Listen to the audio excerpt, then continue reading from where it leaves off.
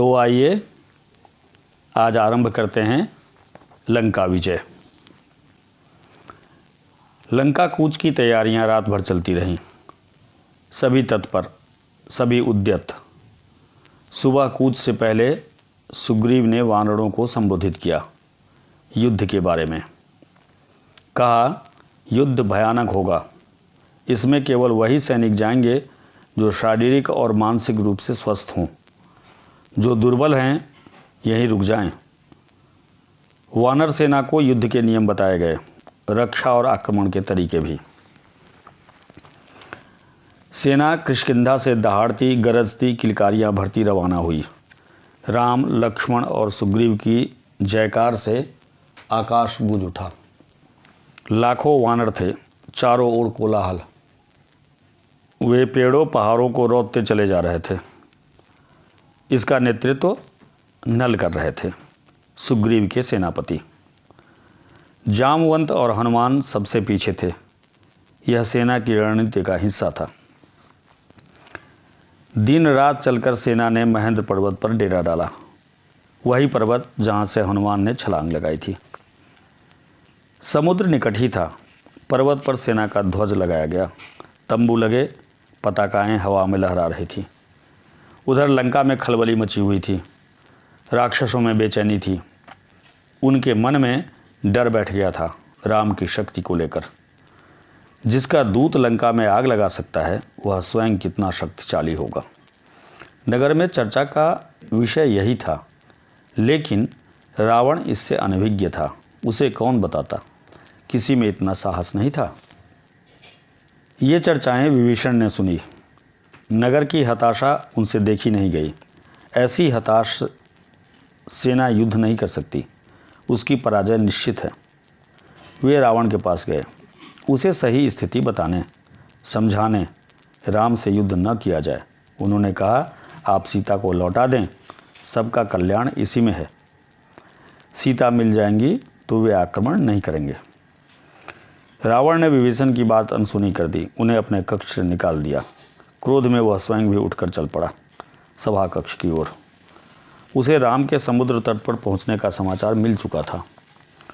सैनिकों ने राम की सेना की पताकाएं दूर से देख ली थी। विभीषण के पीछे चलते रहे, बोलते रहे, सीता आपके गले में बंधा सांप है, वह आपको डस लेगा। इसे छोटी बात मत समझिए लंकाधिराज, ये संकेत महाविनाश के हैं। मैं अब भी कहता हूँ, सीता को लौटा दीजिए, लंका बच जाएगी। तुम मेरे भाई नहीं, शत्रु हो, मेरे शत्रु के शुभचिंतक हो। रावण का क्रोध भड़क उठा। निकल जाओ यहाँ से, मुझे तुम्हारा साथ नहीं चाहिए। रावण सभागार की ओर मुड़ गया, विभीषण पीछे।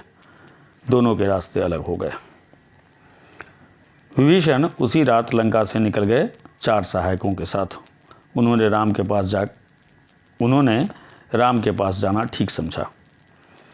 समुद्र पार राम के शिविर में अचानक खलबली मची। एक वानर चिल्लाकर सबको सावधान कर रहा था, हमारे शिविर में राक्षस आ गए हैं। विभीषण कुछ दूर खड़े थे। वानरों ने उन्हें सुग्रीव के सामने पेश किया। वानर राज, मैं लंका के राजा रावण का छोटा भाई हूँ। मैं राम की शरण में आया हूँ, आप मुझे उनके पास पहुँचा दें। विभीषण के चेहरे पर डर नहीं था, विश्वास था। शब्दों में षड्यंत्र नहीं था, कातरता थी, याचना थी। सुग्रीव को उनकी बात पर फिर भी भरोसा नहीं हुआ। मेरा नाम विभीषण है। रावण ने मुझे लंका से निकाल दिया। मैंने उससे सीता को लौटाने की बात कही थी। क्रोध और अहंकार में चूर रावण ने मुझे सभा में अपमानित किया। मैं प्राण बचा कर आया हूँ। एक बार राम से मिलवा दें, मैं उनसे कुछ कहना चाहता हूँ। सुग्रीव राम के पास गए। मन में शंका अब भी थी। अंगद भी उसे संदेह की दृष्टि से देख रहे थे। राम ने बात सुनी और कहा, हमें विभीषण को स्वीकार करना चाहिए। मैं शरण में आए व्यक्ति को कभी निराश नहीं करता, यह मेरी नीति है। विभीषण को आदर से अंदर लाइए।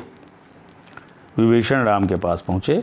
राम ने उनका सत्कार किया, लंका का समाचार पूछा।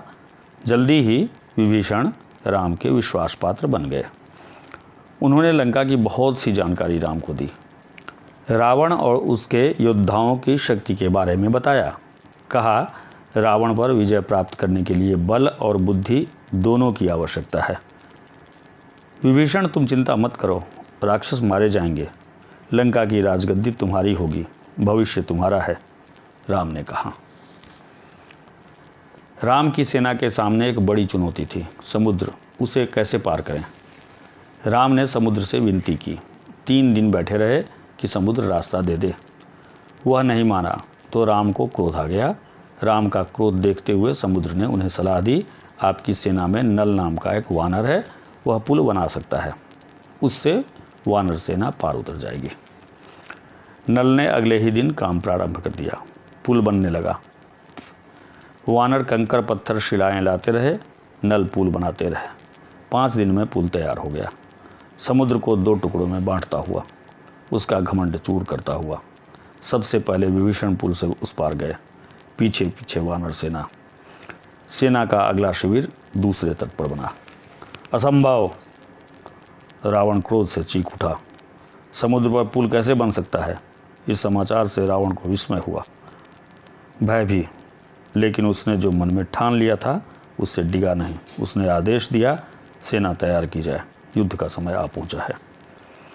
अब दोनों सेनाएं समुद्र के एक ही ओर थीं। उनका आमना सामना होना शेष था। आक्रमण की तैयारी थी, रणनीति बन चुकी थी। पहले आक्रमण की योजनाओं को अंतिम रूप दिया जा रहा था। राम ने अपनी सेना को 4 भागों में विभक्त कर दिया। लंका के 4 द्वार थे, चौतरफा आक्रमण होना था। हर टुकड़ी को एक द्वार सौंपा गया। राम ने पर्वत शिखर पर चढ़कर स्वयं लंका का निरीक्षण किया। लंका के वैभव से वे भी चकित थे। उन्होंने लक्ष्मण को बताया। सूर्योदय होते ही राम ने आदेश दिया, लंका को चारों ओर से घेर लिया जाए। वानर सेना जयकार करती चल पड़ी। इस बीच राम ने अंगद को बुलाया, कहा, तुम लंका जाओ, मेरे दूत बनकर सुलह का अंतिम प्रयास करो ताकि युद्ध टल जाए। रावण से कहो कि सीता को लौटा दे, अन्यथा उसका अंत निश्चित है। अंगद ने ऐसा ही किया, पर रावण नहीं माना। राम का संदेश सुनकर रावण क्रोधित हो उठा। कुछ राक्षसों ने उन पर आक्रमण कर दिया। अंगद वहां से बचकर राम के पास पहुंचे। कहा, रावण को कोई पश्चाताप नहीं है, वो हमारे साथ सुलह के लिए तैयार नहीं है, युद्ध चाहता है। अब युद्ध ही एकमात्र विकल्प है। वानर युद्ध के लिए तैयार थे, राम के आदेश की प्रतीक्षा में थे। आदेश मिलते ही उन्होंने लंका पर चढ़ाई कर दी। इधर रावण के आदेश पर उसकी सेना निकल पड़ी। राक्षस उतावले थे, चित्कार कर रहे थे। रावण के जयघोष से लगा कि आसमान फट जाएगा। वे दौड़े और वानर सेना पर टूट पड़े। भयानक युद्ध हुआ। हर ओर दहला देने वाला शोर, हाथियों की चिघाड़, घोड़ों की हिनहिनाहट, रथों की सरसराहट, कोलाहल। रथ हवा से बात कर रहे थे, तलवारें खिंच गई थी, वाणों से आसमान भर गया था, भाले उड़ रहे थे। दोनों ओर के कई वीर मारे गए। रावण के अनेक पराक्रमी राक्षस ढेर हो गए। धरती लाल हो गई। छत विछत शव बिखरे थे। कराहते घायलों की ओर किसी का ध्यान नहीं था। शाम होने को थी। मेघनाद ने राक्षस सेना को पीछे हटते देखा। उसने अपने सैनिकों को ललकारा, आगे बढ़ो, हम विजय के करीब हैं। मेघनाद ने सेना का नेतृत्व संभाल लिया। राक्षस उत्साह से आगे बढ़े। मेघनाद की दृष्टि राम लक्ष्मण पर पड़ी। वह छिपकर युद्ध करता था, मायावी था, किसी को दिखाई नहीं पड़ता था। उसके वाण राम और लक्ष्मण को लगे, दोनों वहीं मूर्छित होकर गिर पड़े। मेघनाद ने समझा काम हो गया।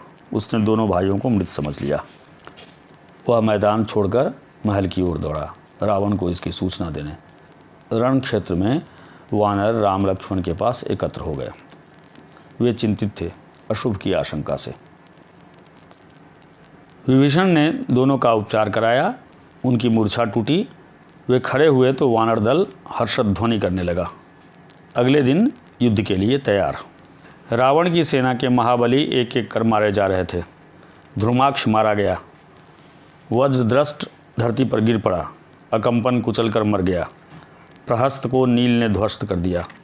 रावण को इसकी सूचनाएं मिलती रहीं। वह घबरा गया। वह हड़बड़ा कर उठा और स्वयं कमाल संभाल ली। पहली मुठभेड़ में वह लक्ष्मण पर भारी पड़ा, लेकिन राम के वाणों ने उसका मुकुट धरती पर गिरा दिया। वह लज्जित होकर लौट गया। अब तक रावण को राम की शक्ति का कुछ अनुमान हो गया था। जब उसे कोई और रास्ता नहीं सूझा तो उसने कुंभकर्ण को जगाया। वह महाबली था, पर 6 महीने सोता था। कुंभकर्ण दुर्ग से बाहर आया। उसे देखते ही वानर सेना में खलबली मच गई। वे उसे रोकने में अक्षम थे।